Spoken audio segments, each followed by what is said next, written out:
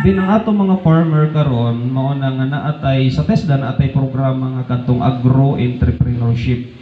Kay gi-encourage namo ang ato mga farmer nga mo engage gihapon into business, no?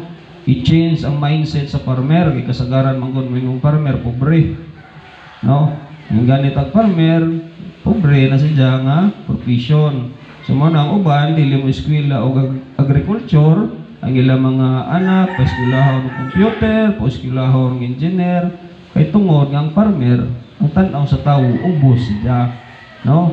So mo na nga ang TESDA na atay agro-entrepreneurship, kay tudloan sila nga mo engage into business. No? Ang una-una nato kung farmer ta, dili kay ang makakaon rata sa ato produkto. Kundi himuon nato siya nga negosyo kung unsay ato produkto. Di ba? Kay kasagaran ang madato hinoon kadtong mga middleman, no? Sila ang mukuha sa produkto sa farmer, baligya dito sa merkado, unya usala ka adlaw sila dakog income. Samtang ang farmer pila ka buwan nagpatubo sa ila kanang tanom o sa ila hayo, pila ka buwan nag-alaga.